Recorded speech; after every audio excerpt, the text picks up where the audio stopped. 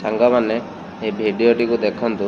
ଆମ ହିନ୍ଦୁ ଭାଇ ଜଣକ ବାଂଲାଦେଶରେ ଯାଇକି କାମ କରି ତାଙ୍କ ପରିବାର ପୋଷୁଥିଲେ। ମାଗିଆ ବାଂଲାଦେଶୀମାନେ କିଭଳି ଭାବରେ ଆମ ହିନ୍ଦୁ ଭାଇକୁ ମାରି ଦେଇଛନ୍ତି।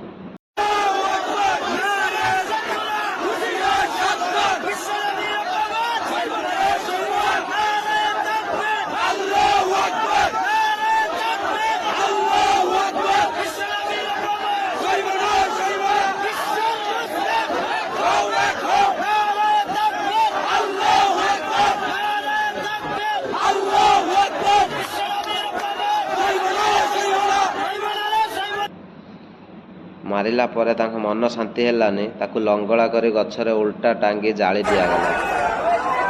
ପ୍ରକୃତରେ ଯଦି ହିନ୍ଦୁ ହେଇଥିବ ନା, ଏ ଭିଡ଼ିଓ ସମସ୍ତଙ୍କ ପାଖକୁ ସେୟାର କରନ୍ତୁ।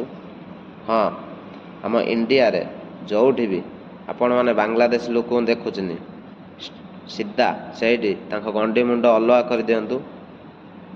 ମାଗିଆ ବାଂଲାଦେଶୀମାନେ ଜାଣିବେ, ବୁଝିପାରିବେ ଇଣ୍ଡିଆର ପାୱାର କ'ଣ। ବୁଝିପାରିଲ?